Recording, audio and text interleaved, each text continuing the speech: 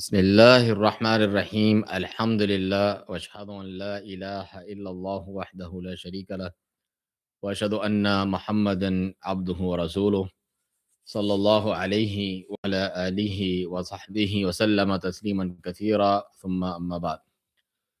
الحمد لله آج 17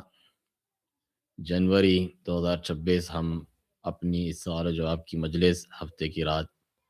शुरू करने जा रहे हैं। कुछ अरसे का वक्फा आया था। अल्लाह सुब्हानहू व तआला चाहे हम दर्स दुरूस कर रहे हों, सुन रहे हों या कभी उसमें वक्फ़ा आए, हर हाल में हमें सुन्नत पर बाकी रखें। जिस तरह रसूलुल्लाह सल्लल्लाहु अलैहि वसल्लम का फरमान भी है कि हर काम का एक एक्टिव वक्त होता है, फिर इंसान उसके बाद थोड़ा-सा जो है कम उसकी नशात हो जाती है। सुस्ती और सुस्ती चलती रहती है मामलात में, लेकिन जिसका वो वक्फ़े वाला वक्त भी सुन्नत के मुताबिक हुआ तो वो निजात पाएगा, जिसका उसके अलावा हुआ तो हलाकत में पड़ेगा। अल्लाह सुब्हानहू व तआला हमें हर मामले में सुन्नत पर इस्तिक़ामत अता फ़रमाए। सवाल है, क्या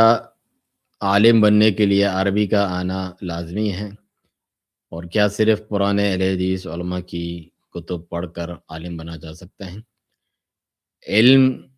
का जो तरीका है, इन्नमल इल्म बित्तअल्लुम, उलमाए किराम से सीखने के ज़रिए से आता है। अल्लाह सुब्हानहू व तआला का भी फरमान है कि जो है कौम निकले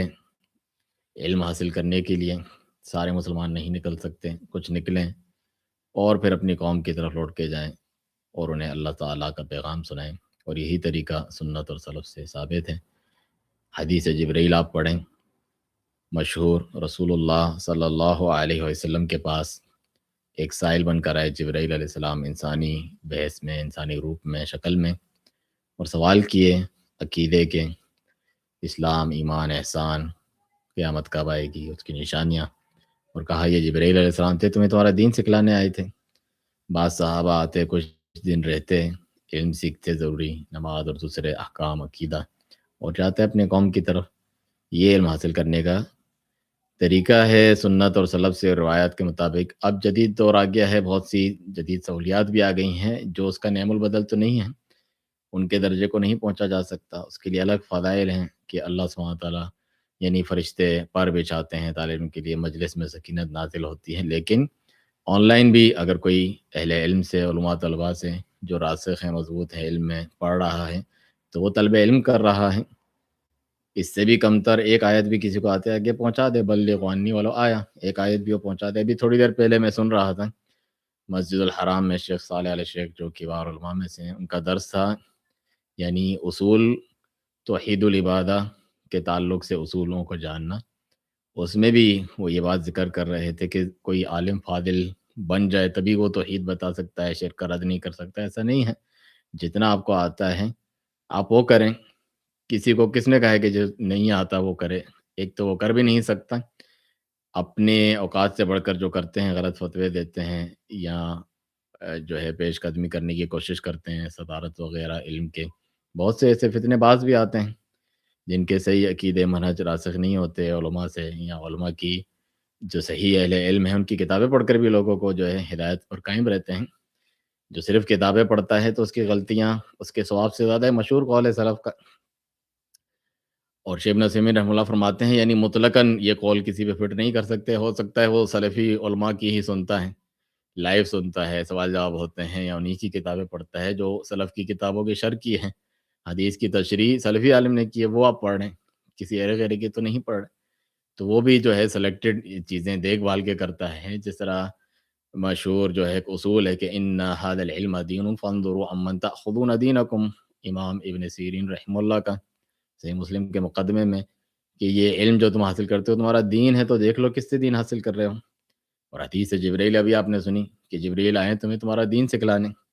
तो नबी सल्लल्लाहु अलैहि वसल्लम से हासिल किया जाता है कुरान की तफ़सीर, और सहाबा किराम की रिवायत से हम तक पहुँचता है। इसीलिए हम किताब व सुन्नत फ़हम सलफ़ सालेहीन के मुताबिक पढ़ते और समझते हैं, तो वो महफ़ूज़ रहता है। जो हर किताब उठा के पढ़ ले, किसी भी तहरीकी की, बिदअती की, और मुख्तलिफ़ हर एक को जो है इंटरनेट पे दीगर जगहों पर सुनना शुरू कर दे, वो गुमराही का शिकार रहते हैं। तो जिसे ये चीज़ हासिल है उलमा के पास जाकर, جو ہے وہ علم حاصل کرتا ہے بہترین، ورنہ جو ہے آن لائن اور کتابوں کے ذریعے وہ بھی بہتر ہے علم نہ ہونے سے۔ لیکن ہر جو ہے اہل بدع ہوا جن کے اصول بگڑے ہوئے ہیں، سلفی منہج سے ہٹے ہوئے ہیں، حزبیت وغیرہ تکفیریت اس کا شکار ہیں، ان کو جو پڑھتا سنتا ہے اور اچھا سمجھتا ہے سب کو، پھر وہ گمراہی کا شکار ہوتا ہے۔ تو عالم بننا ہی مقصد نہیں ہے جس طرح آپ نے پوچھا، انسان ساری زندگی جو ہے طالب علم کرتا رہتا ہے، اپنے جو ہے مہد سے لحد تک علم حاصل کرتا رہتا ہے، پورا طالب علم ہی سمجھے اور اس علم اور اس پر عمل کرنے میں ساری زندگی لگا رہے، یہ اس کا کام ہے۔ جیسا سورۃ العصر آپ پڑھیں، بنیادی کتاب اصول ثلاثہ جو ہم پڑھاتے ہیں، اس میں یہی ہے کہ علم حاصل کرو، اس پر عمل کرو،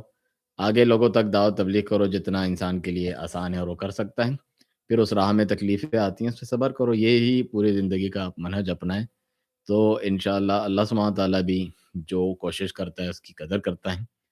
فرمایا کہ والذین جاہدوا فینا لنہدینہم سبلنا، جو ہمارے راستے میں کوشش کرتے ہیں ہم اپنی راہیں انہیں دکھاتے ہیں۔ اور یہ بھی فرمایا کہ وَمَن یعتصم باللہ فقد ہدی الی صراط مستقیم، اللہ تعالیٰ سے جو واقعی جڑنا چاہتا ہے، تمسک اختیار کرنا چاہتا ہے، اللہ اسے صحیح راہ کی ہدایت دے دیتا ہے۔ سچے دل سے آپ اہدنا الصراط المستقیم پڑھتے ہیں تو انشاءاللہ علم اور عمل دونوں کے تعلق سے علم نافع اور عمل صالح کی دعا کرتے رہیں تو اللہ سبحانہ تعالیٰ استقامت عطا فرماتا ہے۔ عبداللہ بن شفیق بھائی پوچھتے ہیں کہ کیا الصلاۃ والسلام علیک یا رسول اللہ کہنا شرک ہے؟ الصلاۃ والسلام علیک یا رسول اللہ کہنا شرک نہیں ہے۔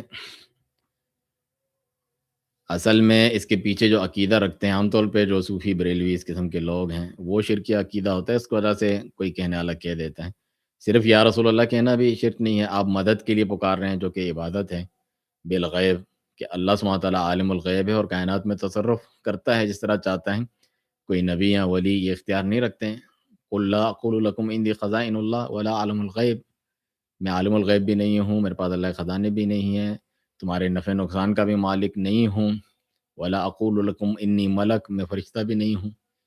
ولو کنت عالم الغیب لاستکثرت من الخیر وما مسنی السوء، غیب جانتا تو ساری خیر جمع کر لیتا، کوئی نقصان مجھے نہ پہنچتا۔ تو نبی صلی اللہ علیہ وسلم بھی ساری زندگی اور دیگر انبیاء اللہ کو پکارتے، ڈائریکٹ اس سے جوڑتے ہیں، بتاتے وَإِذَا سَأَلَكَ عِبَادِي عَنِّي فَإِنِّي قَرِيبٌ أُجِيبُ دَعْوَةَ الدَّاعِ إِذَا دَعَانِ، بندہ مجھے پکارے ڈائریکٹ، وَقَالَ رَبُّكُمْ ادْعُونِي أَسْتَجِبْ لَكُمْ، اللہ تمہاری دعا قبول کرے گا، قریب ہے۔ تو یہ عبادت کسی غیر کو دینا لا الہ الا اللہ کے منافی ہے، نبیوں ولیوں کو پکارنا، فوج شدگان اور غائب کو، تو اس وجہ سے شرک ہوتا ہے۔ یا رسول اللہ کہنے پہ نہیں رکتے، یا رسول اللہ ادرکنی اغثنی، یا رسول اللہ مدد، وہ یہ بھی کہتے ہیں۔ جو صرف یا رسول اللہ کہتا ہے، حاضر کا صیغہ استعمال کرتا ہے بغیر اس عقیدے کے، تو بعض جو ہے جس طرح اتحیات میں ہم پڑھتے ہیں، اور پچھلے دنوں میں نے اس پہ نشر بھی کیا کہ ایھا النبی کا مطلب بھی یہی ہے یا رسول، کہ اے اللہ کے رسول، تو وہ اس لیے نہیں ہوتا کہ مخاطب جس طرح ادھر ہم نے دلائل بھی دیے، جس طرح حجر اسود کو وہ خطاب مخاطب کرتے، تو سلام تحیہ ایسا نہیں ہوتا کہ ضروری کہ وہ موجود ہیں، جو سلام دعا ہے اور اس کا وہ جواب دیتا ہے، وہ حاضر ناظر ہے اور سب کچھ، جو یہ عقیدہ رکھتے ہیں ایسا نہیں ہے، بلکہ یہ ان کی بدعات میں سے ہیں کہ اللہم صلی علی محمد وعلی آل محمد اور دیگر جو درود کے صیغے ثابت ہیں، جس طرح ہم نے جو ہے صفت و صلاۃ النبی شیخ الالبانی رحمہ اللہ کی کتاب میں سارے صیغے انہوں نے ذکر کیے ہیں اور اس پر ہم نے دروس بھی دیے، ان میں سے کوئی پڑھیں یا اس کو شارٹ کر کے کہ اللہ کے نبی پر درود و سلام ہو، جس طرح ہم اردو میں کہتے ہیں، عربی میں کہہ سکتے ہیں کہ صلی اللہ علیہ وآلہ وسلم، لیکن الصلاۃ والسلام علیک یا رسول اللہ جو ایک خاص بدعتی بلکہ شرکیات میں مبتلا گروہ کا شعار ہے، وہ اس طور پہ پکارتے ہیں کہ لبیک یا رسول اللہ، موجود ہیں دم بدم پڑھو درود، حضور بھی ہیں موجود، حضور آ گئے ہیں، آخر میں 10 بستہ ہاتھ باندھ کے کھڑے ہو جاتے ہیں قیام میں، قیام تعظیمی کرتے ہوئے، ان کی جو محفلیں اور ختم خواجگان اور کیا کچھ کی مجالس اپنی میلادی مناتے ہیں، اس وجہ سے جو ہے ان کے مشابہت سے دور رہنا چاہیے۔ باقی کوئی چیز سامنے ہے، قطع نظر اس سے کہ زندہ ہے نہیں ہے، سن رہے نہیں سن رہے، اس کو یا کہ اگر مخاطب کر سکتے ہیں، جب ہم دیگر اہل قبور کو یا اہل القبور کہہ رہے ہوتے ہیں سلام کے لیے، تو نبی صلی اللہ علیہ وسلم کے جب روضے یعنی قبر شریف کے پاس جب تشریف لے جاتے ہیں، اس میں بھی جس طرح عبداللہ بن عمر رضی اللہ عنہ اور دیگر سے ثابت ہے، اور ہمارے علماء بھی اجازت دیتے ہیں کہ وہاں کہیں، لیکن اس عقیدے کی وجہ سے نہ نہیں کہتے کہ وہ حاضر ناظر ہیں اور دیکھ سن رہے ہیں اور دنیاوی حیات کی طرح زندہ ہیں، بلکہ وہاں السلام علیکہ یا رسول اللہ کہہ سکتے ہیں، جس طرح ہم ایھا النبی تحیات میں کہتے ہیں۔ اور صحابہ کرام کا چونکہ یہ عقیدہ نہیں تو انہوں نے چینج بھی کر دیا تھا عبداللہ مسعود نے، علی النبی، نبی پر سلام ہو، اے نبی تم پر نہیں۔ تو یہ وجہ ہے۔ تو کم علم جاہل لوگ پچھلے دنوں کوئی بحث بھی کر رہا تھا، بس یا کہنا یا نہ کہنا اس کو دین، عقیدہ، ایمان اور ادب کا اس نے معیار بنا رکھا تھا۔ اصل میں تم جو عقیدہ ہے تمہارا اس کے پیچھے، اس کا ہم رد کرتے ہیں، ورنہ یا سے کیا ہے، وہ بے جان چیزوں کو بھی مخاطب کر سکتے ہیں۔ حمزہ خان پوچھتے ہیں کہ نماز میں ایک سے زیادہ صورت پڑھ سکتے ہیں، فرض ہو یا نفل نماز ہو اس میں، یعنی سورۃ الفاتحہ کے بعد کوئی صورت اور اس کے بعد ایک اور صورت، ایک سے زیادہ صورتیں، تو یہ جو ہے پڑھ سکتے ہیں، اور اس میں ترتیب برقرار رکھنا ضروری ہے کہ پہلے کون سی صورت بعد میں کون سی، یہ ضروری نہیں ہے۔ ہم نے اپنے نماز کے دروس میں یہ بات بتائی۔ نبی صلی اللہ علیہ وسلم نے، عبداللہ بن عباس رضی اللہ عنہ کہتے ہیں کہ رات کو ان کے ساتھ میں قیام کرنے کے لیے کھڑا ہوا تو پہلے جو ہے اپنے سورۃ البقرہ پڑھی، اور جو ہے پھر سورۃ النساء، پھر سورۃ آل عمران، یعنی ترتیب برقرار نہیں رکھی، اور یہ بھی ثابت ہوا ایک سے زیادہ صورتیں پڑھی۔ ایک صحابی فرض نماز میں سورۃ الاخلاص پڑھتے، پھر کوئی صورت یا آیات پڑھتے، تو نبی صلی اللہ علیہ وسلم نے اس کا انکار نہیں کیا۔ صحابی نے کہا مجھے سورۃ الاخلاص سے محبت ہے، اس میں رحمان عز و جل کی صفت بیان ہوئی ہے، تو فرمایا اللہ تعالیٰ تو اس سے محبت کرتا ہے، اللہ کے اسماء و صفات سے محبت رکھنے والے، اس کی توحید سے محبت رکھنے والوں کو یہ اجر اللہ تعالیٰ دیتا ہے۔ تو ان کی آپ صلی اللہ علیہ وسلم نے تصدیق کی۔ تو ترتیب برقرار رکھنا بھی ضروری نہیں ہے، اچھی بات ہے ترتیب برقرار رکھی جائے، لیکن ضروری نہیں ہے۔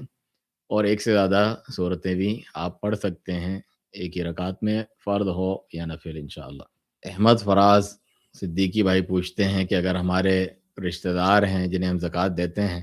لیکن جب ہم کبھی مصیبت میں یعنی ضرورت میں مبتلا ہوتے ہیں تو ہمیں پتہ ہوتا ہے کہ وہ ہماری مدد کر بھی سکتے ہیں، پھر بھی ہماری مدد نہیں کرتے، تو ہم اس کے نتیجے میں ان کی مدد کرنا چھوڑ دیں؟ ایسا نہیں کرنا چاہیے۔ زکوٰۃ کوئی ہمارا مال نہیں ہے، یہ تو اللہ سبحانہ وتعالیٰ کا مال ہے، جو ہم اس کے مستحقین کو دیتے ہیں، اور اگر رشتہ داروں کو دیتے ہیں تو ہمیں ڈبل اجر ملتا ہے، صلہ رحمی کا بھی اور جو ہے زکوٰۃ ادا کرنے کا بھی۔ تو اپنے خیر سے باز نہ آئیں، اگر کوئی اپنے شر سے باز نہیں آتا، اللہ سبحانہ تعالیٰ سے مدد کی امید ہونی چاہیے، نہ کہ لوگوں سے، رشتہ داروں سے۔ یہاں اللہ سبحانہ تعالیٰ کیا فرماتا ہے پہلی آیات میں جب رسول اللہ صلی اللہ علیہ وسلم کو رسالت دی کہ یا ایھا المدثر، اس میں یہ ہیں وَلَا تَمْنُن تَسْتَكْثِرْ، کسی پر احسان اس لیے نہ کرو کہ اس کے بدلے میں اور پا کے اپنا بھی بڑھا دو۔ ایسا نہیں ہے کہ ضرورت کہ تو میری مدد کرے گا، اللہ سبحانہ تعالیٰ میری مدد کرے گا، اللہ آپ کے مال میں برکت دے گا، اس کے سوا آپ کسی کے محتاج نہیں ہوں گے۔ تو اللہ کا مال ہے، جس کو دیا دے دیا، وہ مدد کر سکتے تھے، نہیں کر سکتے ہیں، تو ہمیں ان سے امید بھی نہیں ہے۔ یا اللہ سبحانہ تعالیٰ تو اس سے بھی بڑی بات پہ فرماتا ہے ابوبکر صدیق رضی اللہ عنہ نے، جب ان کی پیاری بیٹی عائشہ رضی اللہ عنہ ام المومنین، جو ابھی ہم نے پچھلے دنوں کتاب بھی نشر کی، جو ہے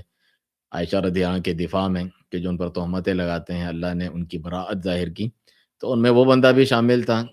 صحابہ میں سے لوگوں کے بہکاوے میں آ گیا تھا، پروپیگنڈے میں، کہ جن پر وہ خرچ کرتے تھے، مہاجرین میں سے جو تھا، اس پر وہ خرچ کرتے تھے، اس کی کفالت کرتے تھے، اور وہی ان کی بیٹی پر الزام لگانے پر آ گیا۔ تو آپ نے بھی غصے میں کہا کہ میں اب ہمارا کھاتا ہے اور ہمارے ساتھ ایسا کرتا ہے، ہم نہیں تجھ پہ خرچ کریں گے۔ تو اللہ تعالیٰ نے قرآن میں آیت نازل کے جو اہل فضل ہیں، فضل و کرم سخاوت کرنے والے ہیں، ان کے لیے یہ لائق نہیں کہ وہ قسم کھا لیں کہ اب خیر نیکی نہیں کریں گے، لوگوں پہ خرچ نہیں کریں گے، عفو درگزر کرو، جانے دو، الا تحبون ان یغفر اللہ لکم، کیا تم یہ پسند نہیں کرتے کہ اللہ تعالیٰ بھی تمہیں بخش دے؟ تو پھر انہوں نے واپس سے جاری کر دیا۔ تو ہمیں اس طور پر ان چیزوں کو دیکھنا چاہیے۔ حمزہ خان پوچھتے ہیں کہ لپس کے نیچے والے بال کٹوا سکتے ہیں، یہ جیسے ریش بچہ چھوٹی داڑھی کہتے ہیں، تو کیا یہ داڑھی میں شامل ہے؟ داڑھی میں سے شامل کرتے ہیں جو بھی، یعنی شریف کی تعریف میں آپ دیکھیں، جو انسان کے گال اور ٹھوڑی پر نیچے اور اس کے ہونٹوں کے بھی نیچے ہیں، ان سب کو وہ داڑھی میں شمار کرتے ہیں۔ اس کا بھی وہی حکم ہے جو باقی داڑھی کا ہے، کہ اسے جو ہے نہیں مڈانا چاہیے، تراش خراش وغیرہ نہیں کرنی چاہیے اس میں۔ وعفو اللہ، فرمایا کہ چھوڑ دو، معاف کر دو داڑھی کو، زیادہ صحیح یہ ہے۔ اور مونچھوں کے تعلق سے فرمایا کہ اسے پست کرو، کم کرو۔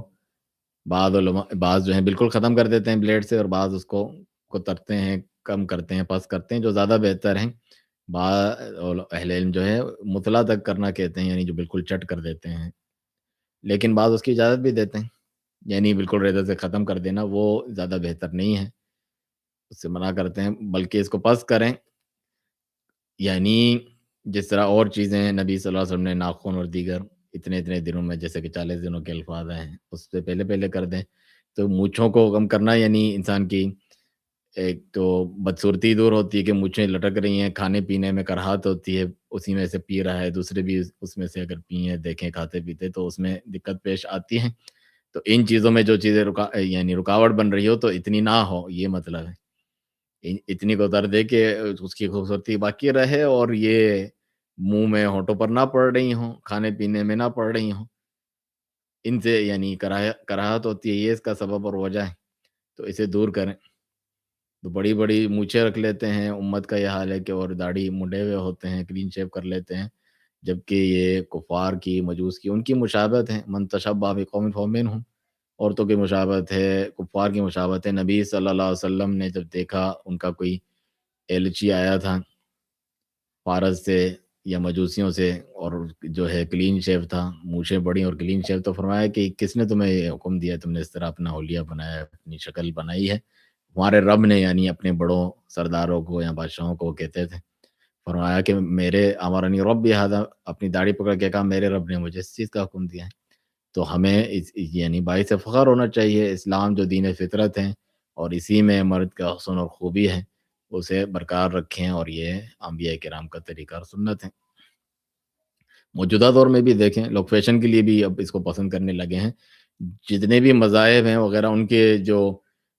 بڑے پیشوا ہوتے ہیں جن کو وہ اچھا سمجھ رہے ہوتے ہیں دوسروں کی نسبت، وہ سب اسی طریقے کے ہوتے ہیں جو دین سے تعلق رکھتے ہیں، کہ وہ بارش ہوتے ہیں، تو یہ کوئی عیب کی بات تو نہ ہوئی۔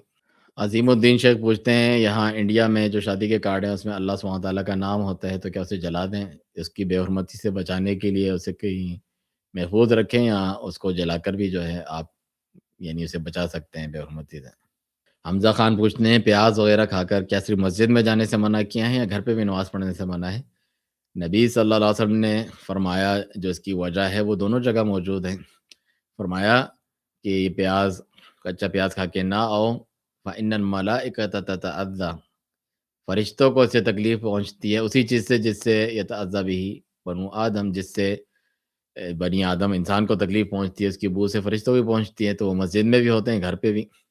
گھر پہ بھی فرشتوں کا آنا منع تو نہیں ہے، بلکہ وہ کام کرو جس سے فرشتے آئیں، جس سے فرشتے دور ہوں وہ کام نہ کرو۔ گھر کے ہی متعلق ذکر ہے کہ جس گھر میں کتا ہوتا ہے، تصویر ہوتی ہیں، وہاں فرشتے نہیں آتے رحمت کے، تو پھر گھروں میں آنا یعنی ان کا پسندیدہ ہے کہ آنے چاہیے تمہاری نماز کے وقت، تو انسان کو وہ کام نہ کرے کہ جس سے فرشتہ نہ آئے، نماز پڑھتے ہوئے نہ کرے، نماز کے علاوہ جو ہے آپ کھا سکتے ہیں انہیں، یہ نہیں کہ کھا کے بس کھایا، کسی نے کھا لیا تو اب وہ کچھ نہیں کر سکتا، جا کے کلی کر لے، منہ صاف کر لے اچھے طریقے سے، تو پھر اس کی بو زائل ہو جائے،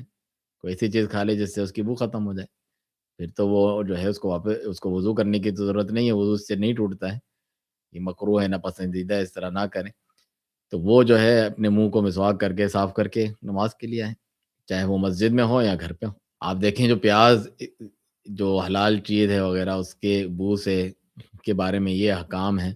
تو پھر جو نشہ کرتے ہیں ویسے ہی حرام ہے، سگریٹ وغیرہ انہی کپڑوں میں بو لے کر آ جاتے ہیں، انہیں سوچنا چاہیے اور ڈرنا چاہیے کہ ایسے کام کریں اور اللہ تعالیٰ کے دربار میں یوں ہی آ جاتے ہیں۔ اسی طرح اس سے بھی بڑی چیز جو بدعات پھیلاتے ہیں، شیخ ابن عثیمین رحمہ اللہ فرماتے ہیں کہ جب پیاز کھانے والے کے تعلق سے یہ ہے کہ اسے مسجد سے نکالو، باہر کرو، تو پھر جو بدعات پھیلاتا ہے، بدعات کی اپنی بو پھیلاتا ہے، ایسے لوگوں کو شرک و بدعات پھیلاتے ہیں، مساجد میں لوگ جگہ دیتے ہیں، جو اخوانی منہج ہے، جماعت اسلامی ٹائپ، نام نہاد اہل حدیث بھی اس میں پڑے ہوئے ہوتے ہیں، ان کو بلا رہے ہیں، اپنے اسٹیجوں کی زینت بنا رہے ہیں، اور وہ جو چاہیں اپنا شرک بدعات بھی بک رہے ہیں ساتھ میں مکس کر کے، تو وہ کتنے بڑے اندر اللہ کی مساجد میں الحاد کا اور گمراہی کا شکار ہو رہے ہیں اور کر رہے ہیں دوسروں کو، اللہ المستعان۔ کیا کو ایجوکیشن میں پڑھنا جائز ہے؟ کتاب و سنت سے جو احکام ہیں، پردے کے احکام ہیں، اور مرد اور عورت، لڑکا لڑکی کے خلوت سے منع کیا ہے، تیسرا شیطان ہوتا ہے جو ان کو گناہ میں ڈالتا ہے، اور آنکھوں سے بھی ہم اس کے برے نتائج دیکھتے ہیں، تو اس سے بچنا بہتر ہے، اور اہل علم علماء سے منع کرتے ہیں، الگ الگ ہو، جہاں انسان مجبور ہو ایسی تعلیم کے لیے جس کی اس کو ضرورت بھی ہے، اس کو اپنے دین دنیا کے گزارے کے لیے، اور اس کے پاس ایسے وسائل نہیں ہیں کہ وہ ان کے علاوہ کہیں پڑھ سکیں، کیونکہ آج کل تو بہت آن لائن اور دوسری چیزیں بھی ہیں جو وَمَن يَتَّقِ اللَّهَ يَجْعَل لَّهُ مَخْرَجًا وَيَرْزُقْهُ مِنْ حَيْثُ لَا يَحْتَسِبُ، اس پہ اگر مکمل یقین ہو جو اللہ کا تقوی اختیار کرتا ہے تو اللہ کوئی نہ کوئی اس کے لیے راستہ بنا دیتا ہے اور ایسی جگہ سے رزق دیتا ہے جہاں اس کا کوئی گمان نہ ہو۔ تو یہ سب اپنانے کے باوجود کہ انتہائی مجبور اور ضرورت ہو تو پھر وہ شرعی آداب کو بجا لاتے ہوئے مثلاً مرد عورتوں سے، لڑکے لڑکیوں سے آپس میں باتیں نہ کریں، دوستیاں نہ ہوں، پردے کریں، الگ رہیں، دونوں جو ہے وہ حجاب میں جائیں اور یہ تمام چیزوں کی پابندی کریں جو وہ انتہائی آخر میں کسی چیز کو اگر سد باب کے لیے یعنی فقہی اصول ہے کہ اصل میں وہ کام اپنے آپ میں منع نہیں ہے، یہ ایک شر کی طرف لے جانے والی چیز ہے، اس وجہ سے منع ہے کہ خلوات، اختلاط اور دوسری چیزیں کہ اس کا نتیجہ برا نکلتا ہے۔ تو پھر ضرورت کے تحت اور صرف ضرورت کے مطابق اس حد تک وہ چیز چھوٹ دے دی جاتی ہے، تو یہ بھی اسی طریقے کے احکام میں سے ہیں۔ تو انسان اپنے وہ جو ہے اعلیٰ نفس ہی بصیرہ، انسان زیادہ بہتر جانتا ہے کہ اس کے کیا حالات ہیں، اس نے تمام چیزیں جو اپنانے کے لیے کہا گیا ہے وہ اپنا لی ہیں، کوشش کر لی ہیں، ناکام ہو گیا، پھر مجبوراً آخر میں یہ کر رہا ہے تو پھر مجبوری کے احکام الگ ہوتے ہیں، فتویٰ الگ ہوتا ہے، آخری حکم میں تقویٰ اس سے بڑھ کر چیز ہے جو پوری کوشش کر کے اپنانا چاہیے۔ اللہ سبحانہ تعالیٰ آسانی فرمائے، ساتھ میں دعا بھی کریں کہ مسلمان ممالک میں اور پاکستان میں الحمدللہ اللہ کا فضل ہے کہ کافی جگہوں پر اس طرح ہے کہ پورے یونیورسٹی کالج خواتین کی ہوتی ہیں، ان کے سیکشن الگ ہوتے ہیں، مردوں اور عورتوں کے، اسکولوں میں بھی، اور کہیں کہیں کو ایجوکیشن بھی ہوتا ہے، تو کوشش کرنے سے یہ چیزیں مل جاتی ہیں انشاءاللہ۔ احمد فراز پوچھتے ہیں کہ جان بوجھ کر کوئی شخص سستی کرتا ہے، کام نہیں کرتا جس کی وجہ سے غریب رہتا ہے، چھوٹے کام کر کے بھی وہ گزارا کر سکتا ہے، اس میں شرم محسوس کرتا ہے اور پھر اس وجہ سے وہ زکوٰۃ کا مستحق بنا رہتا ہے یا کیا وہ زکوٰۃ کا مستحق ہے بھی؟ تو یہ اتنی باریکی میں اللہ سبحانہ تعالیٰ سب کو ہدایت دیں۔ نبی صلی اللہ علیہ وسلم بھی اس کو جو ہے حوصلہ افزائی انکریج نہیں کرتے تھے کہ وہ بندہ جس کو ایک لقمہ دو لقمے کہیں سے مل جاتے ہیں مانگتا پھرتا ہے لوگوں سے، پھر مانگتا ہی رہتا ہے، تو کبھی کوئی دے نہ دے کتنی شرمندگی کی بات ہے۔ نیچے والے ہاتھ سے اوپر دینے والا ہاتھ بہتر ہے۔ کہا اس سے بہتر ہے تم میں سے کوئی کلاڑی لے لکڑیاں کاٹے جنگل سے اور انہیں بیچے، اس سے بہتر ہے کہ وہ لوگوں سے مانگے وہ اسے دے نہ دے۔ تو خودداری، خود رزق کمانا وغیرہ، قناعت اختیار کرنا، لوگوں سے نہ مانگنا بڑی بات ہے، اس کی حوصلہ افزائی ترغیب دی گئی ہے دین میں۔ نبی صلی اللہ علیہ وسلم نے خود ایک کو کہا کہ کلاڑی لاؤ، اس کو بنا کر دیا، اور جو ہے لکڑیاں کاٹو بیچو اور خود کماؤ، یہ اس سے بہتر ہے کہ جو ہے لوگوں سے مانگو یا محتاج ہی بنے رہو، تو یہ بہتر ہے۔ اس کے لیے اس کو واعظ و نصیحت کریں، اسے سمجھائیں۔ باقی جو زکوٰۃ کے مصارف ہیں اگر مستحق بنتے ہیں تو مستحق بنے رہتے ہیں، یعنی شرعی قاعدے کے مطابق وہ اگر وہ اس میں پڑھتے ہیں تو انہیں دی جا سکتی ہیں۔ یہ پھر ہر انسان خود فیصلہ کرے کیا اس طرح دینے سے اسے ہم اور برائی میں دھکیل رہے ہیں یا سستی میں کسی دوسرے کو دیں جو اس سے زیادہ مستحق ہے، تو پابند تو نہیں کیا وہ آپ کو کہ ایک ہی جگہ پر دیں، کسی اور کو دیں، دیکھیں کہ اس طرح کرنے سے وہ اور بگڑ جاتا ہے یا اچھا ہو جاتا ہے، سوچتا ہے اپنے دل میں نادم ہوتا ہے، تو یہ آپ بہتر جانتے ہیں اس شخص کے بارے میں، اور اس کے ساتھ اس قسم کا سلوک کریں جو اس کے لیے زیادہ فائدہ مند ہو۔ جس طرح اس کی مدد کرتے رہنے سے، مثال کے طور پہ موجودہ دور میں تو کتنے جو ہے اپنے جو ہے پرسنل بزنس، فری لانس اور دوسری چیزیں یا پڑھائی لکھائی کے کوئی اسکل سکھا دینا، دوسری چیز فری میں بھی مل جاتی ہیں، کچھ پیسے دے کر بھی مل جاتی ہیں، وہ چیزیں آپ ان کو سکھا دے سکتے ہیں۔ کسی کو چھوٹے کام میں شرم محسوس کر رہا ہے، حالانکہ نہیں کرنی چاہیے۔ اپنے ہاتھ سے کمانا بڑی سب سے افضل رزق جو انسان کماتا ہے اپنے ہاتھ کی کمائی۔ حدیث میں داؤد علیہ السلام اتنے بڑے نبی رسول جن کو یعنی اتنی ان کے بیٹے تک اور دونوں کو بادشاہت اللہ سبحانہ تعالیٰ نے عطا کی، پہاڑ ان کے تابع فرمان، پرندے اور ہوائیں اور کیا کچھ، پھر بھی اپنے ہاتھ کی کمائی سے جو ہے کھاتے تھے۔ قرآن میں بھی ذکر ہے، زرہ بناتے تھے، مختلف جو ہے صنعت کاری وہ کرتے تھے۔ تو یہ انسان کرے، مختلف ہنر سیکھیں۔ ان پیسوں میں بعض جو عقل مند لوگ ہوتے ہیں بجائے محتاج بنائے رکھنے کے ان کو وہ ہنر سکھا دیتے ہیں، ان پہ وہ خرچہ کرتے ہیں پیسے جو زکوٰۃ، صدقات، خیرات میں سے، جس سے وہ آئندہ خود کمانے کے لائق اور خود کفیل بن جائیں۔ نہیں کہا جاتا کہ مچھلی نہ دو بلکہ مچھلی پکڑنا سکھا دو کسی کو۔ تو اس قسم کی چیزیں تمام سوچیں بجائے دونوں طرف سے اس قسم کے سلوک ہونا کہ ضد پہ اڑے ہوئے ہوں کہ وہ نہ سدھرنا چاہتے ہیں اور یہ بھی ان کے ساتھ سختی والا سلوک کرتے ہیں، تو ہمدردی کا جذبہ ہو، اور ان کے آپ صحیح کہہ رہے ہیں، ایسے لوگ آئے دن جو ہے ملتے ہیں کہ جو آپ ان کی مدد کیے جائیں، جو کام بتائیں یہ بھی نہیں کر سکتا، وہ بھی نہیں کر سکتا، یا کرے تو 3 دن بعد چھوڑ کر بیٹھ جاتے ہیں، تو وہ ہڈ حرام ہو جاتے ہیں، عادی ہو جاتے ہیں۔ تو ہمیں بھی اللہ سبحانہ تعالیٰ نے پابند نہیں کیا، چھوٹ دی ہوئی ہے کہ ہم اسے نہیں تو دوسرے جو واقعی محتاج ہے اور کاروبار کرے گا، اس کو ریڈی لے کے دے دی مثال کے طور پہ، تو وہ کوئی شرم محسوس نہیں کرتا، اس پہ خرچ کریں تاکہ اس کے لیے بھی تنبیہ ہو۔ اللہ سبحانہ تعالیٰ کو جو ہے، اللہ سبحانہ تعالیٰ سب کے رزق میں جو ہے اضافہ فرمائے، اتنا کہ ان کے لیے کافی ہو اور خودداری عطا فرمائے۔ شادیوں کی مجال عظیم الدین پوچھتے ہیں کہ شادیوں میں ہلدی مہندی کی رسم ہوتی ہے، مرد عورتوں کا اختلاط ہوتا ہے، ایسے فنکشن میں جائیں یا مکمل اوائڈ کریں؟ ظاہر سی بات ہے، یہ صرف اس کے ساتھ تو نہیں، کہیں بھی اختلاط ہوں، جو اس مجلس کی وجہ سے تو نہیں، ہاں یہ مشہور گیدرنگ ہے جس میں یہ ہوتا ہے، باقی اس کے علاوہ بھی اختلاط سے منع ہے، بے پردہ لڑکے لڑکیاں، باقی خوشی منانا جائز ہے۔ لوگوں کو صحیح دینی تعلیم دینے میں سے یہ بھی ہے کہ انہیں بتائیں خوشی کے مواقع ہیں، آپ جو ہے گا سکتی ہیں آپس میں، عورتیں اور لوگوں تک آواز نہ جائیں، دف بجائیں، ناچیں، بچیاں گائیں، خوشی کے گیت وغیرہ وہ گائیں، مہندی لگاؤ یا جو چاہے جو ہے خوبصورتی کے لیے چیزیں جو بھی لگاتے ہیں وہ لوگ، ہلدی اپٹن وغیرہ وہ لگائیں آپ۔ کسی کفار قوم کی خاص دینی مذہبی مشابہت اس میں نہیں ہے،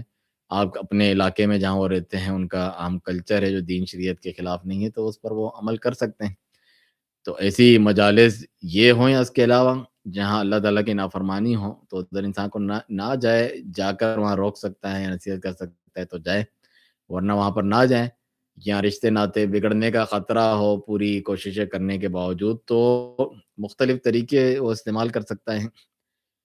ایک مخصوص وقت میں جا سکتا ہے جب یہ نہیں ہو رہا، گفٹ دے کے واپس آ سکتا ہے تاکہ رشتے ناطے باقی رہیں، فون کر سکتا ہے، باہر رہ سکتا ہے ہال کے، اس قسم کے مختلف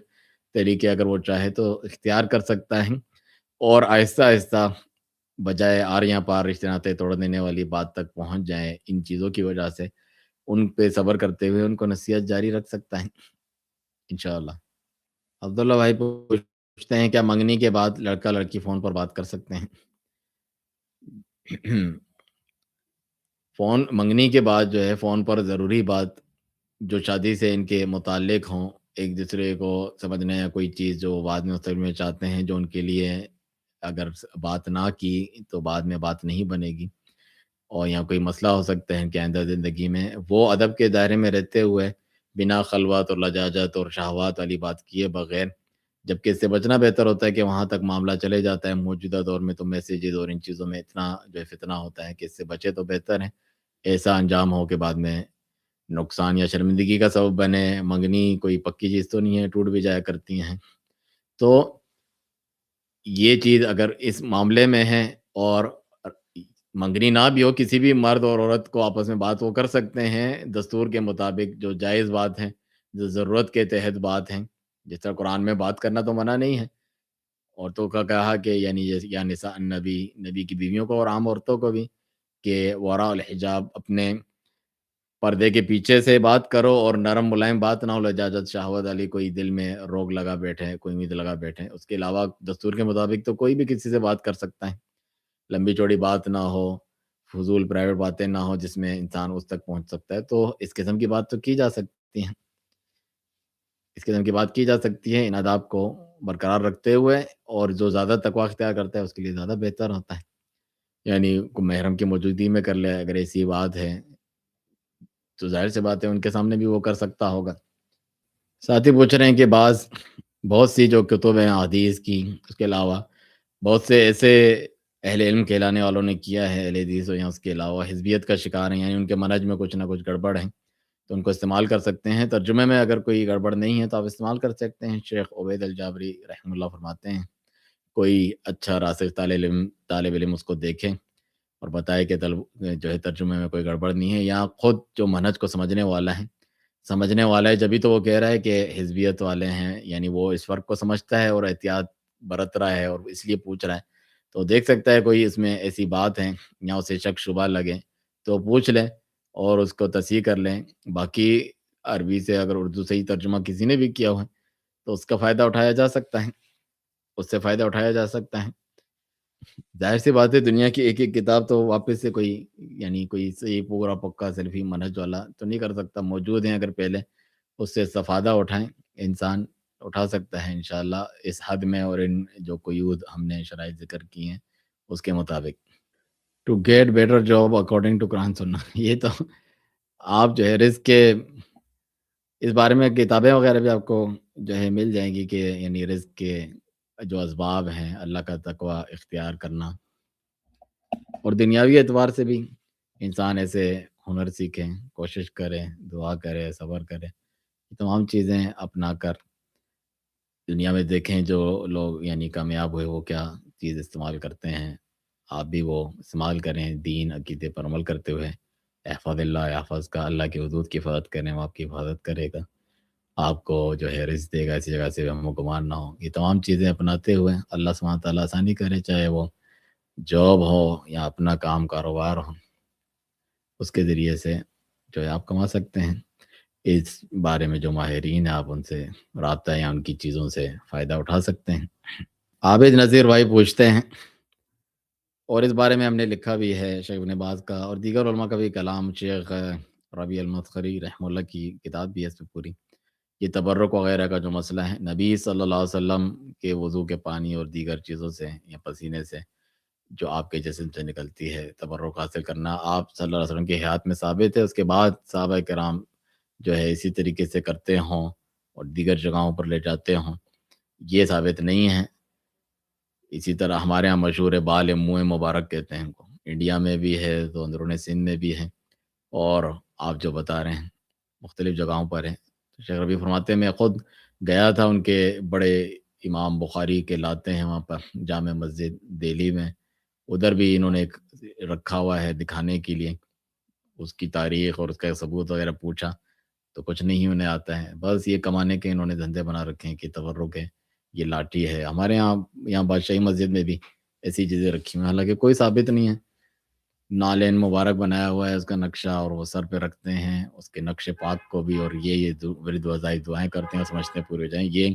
تبرک کے غلط طریقے ہیں۔ صحابہ کرام رضی اللہ عنہم اس طرح نہیں کیا کرتے تھے بلکہ اسی چیزوں سے بچتے تھے جس سے غلو میں مبتلا نہ ہو جائیں۔ حجر اسود کی فضیلت جس طرح میں نے بتایا ثابت ہے،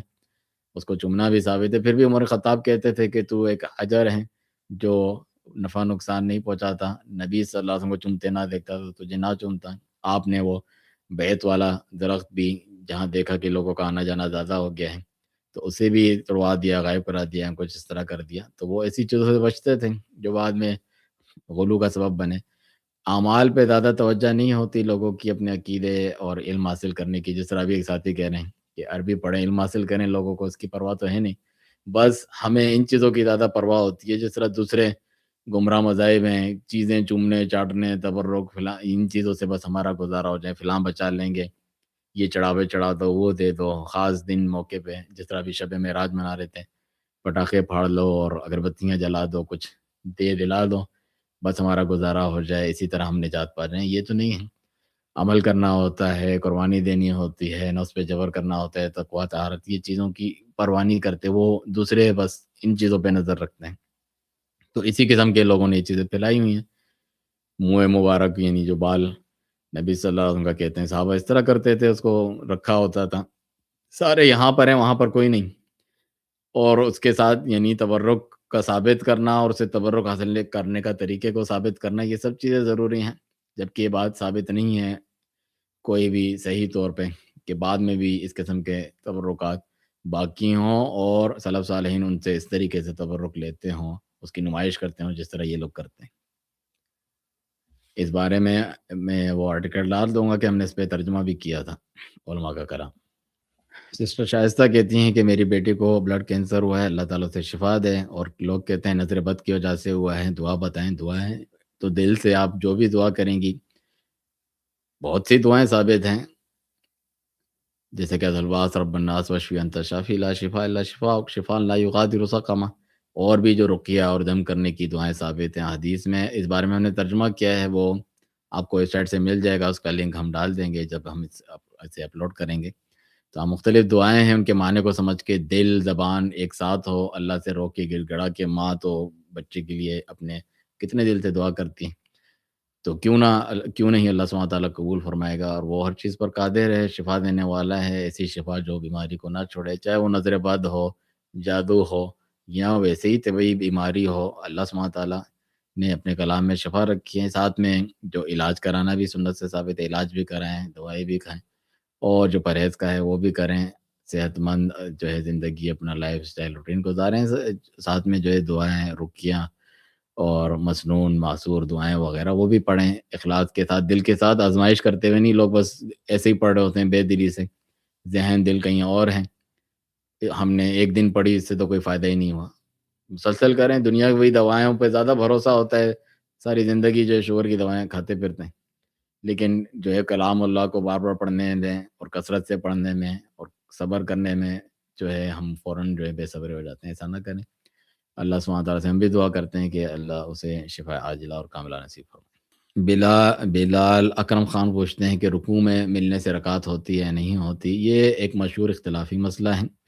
زیادہ صحیح بات یہ ہے، اور جس کے زیادہ تر علماء قائل ہیں، کہ رکوع میں ملنے سے رکعت ہو جاتی ہیں۔ وہ علماء بھی قائل ہیں جو سورۃ الفاتحہ امام کے پیچھے پڑھنے کے قائل ہیں، اور وہ کہتے ہیں یہاں پر ایک ایکسیپشنل معاملہ ہے، مستثنیٰ، اور وہ مختلف احادیث بتاتے ہیں، جو رکوع میں ملا اس کی رکعت ہو گئی، یا صحابی نے عبداللہ مسعود نے پکڑ کے بٹھا دیا رکوع میں، رکعت میں جو پہنچا تھا اور اٹھ کے پڑھنے لگا۔ تو بہت سے دلائل شیخ البانی رحمہ اللہ نے بھی ذکر کیے ہیں اپنی کتاب میں اور مختلف فتاویٰ میں۔ تو وہ رکوع میں رکعت کے ائمہ اربعہ ہوں یا ان کے علاوہ زیادہ تر قائل ہیں، وہ بھی جو جہری نماز میں امام کی چیز سورہ فاتحہ پڑھنے کے قائل نہیں، اور وہ بھی جو پڑھنے کے قائل ہیں، جس طرح سعودی علماء شیخ ابن باز، ابن عثیمین وغیرہ، وہ رکوع کی رکعت میں سورہ فاتحہ امام کے پیچھے پڑھیں جب اس کو موقع ملے، جب بالکل رکوع سے پہلے پہنچا ہو، موقع ہی نہیں ملا، تب بھی وہ کہتے ہیں ہو جاتی ہے، رکوع میں پہنچا تب بھی اس کی ہو جاتی ہے، وہاں اس پر سے یہ ساقط ہو گئی ہے، ایکسیپشنل کیسے وہ کہتے ہیں۔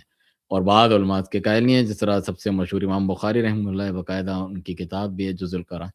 ان کے اپنے دلائل ہیں اس تعلق سے، اور جس کا نتیجہ یہ نکلتا ہے، یعنی صحابہ میں بھی اختلافی مسئلہ تھا، فہم کا اختلاف اس تعلق سے، ابو ہریرہ رضی اللہ عنہ کی روایات ذکر کی جاتی ہیں کہ اس میں نہیں ہوتی۔ تو آپ دلائل پڑھیں دونوں طرف کے، جہاں آپ کا دل مطمئن ہے، اللہ کا تقوی اختیار کرتے ہوئے، جس پر اس قسم کا معاملہ ہو، تو وہ ان میں سے ایک اختیار کر کے اس پر عمل کرتا ہے، تو اللہ سبحانہ تعالیٰ قبول کرنے والا ہے، بخشنے والا مہربان ہے، کسی جان پر اس کی طاقت سے بڑھ کر بوجھ نہیں ڈالتا۔ جس نے جتنا سنا دلائل کی روشنی پہ، اس نے بہت اچھا کیا کہ اس پہ عمل کیا۔ پھر رضا عبدالواسط پوچھتے ہیں کہ اللہ کے ناموں کے آگے عبد لگانا ضروری ہے اگر ہم اللہ کے ناموں کے ساتھ نام رکھنا چاہتے ہیں؟ عبدالباسط: جی ہاں، کہ میں اس کا بندہ ہوں، عبد الرحمن، اللہ کے جو ذاتی نام ہے، اس میں جلالہ، عبداللہ، عبد الرحمن، وہ تو جو ہے عبد کے ساتھ لگانے چاہیے، نہیں کہنا کسی کو الرحمن نہیں کہنا چاہیے، اللہ بھی نہیں۔ کچھ ایسے ہیں جو صفاتی نام ہیں، جو مخلوق کے لیے بھی اللہ سبحانہ تعالیٰ نے استعمال کیے ہیں، اس کے اندر جو معنی پائے جاتے ہیں، دونوں کی حقیقت میں تو زمین آسمان کا فرق ہے، کوئی فرق کے جو ہے کوئی وہ ہی نہیں ہے، کوئی اندازہ ہی نہیں، اتنا فرق ہے۔ جس طرح نبی صلی اللہ علیہ وسلم کو رؤوف رحیم کہا قرآن میں، اللہ تعالیٰ خود بھی رؤوف الرحیم ہے، لیکن وہ اس کے جیسا رؤوف رحیم ہے۔ انسان کو سمیع و بصیر کہا، اللہ تعالیٰ بھی سمیع و بصیر ہے۔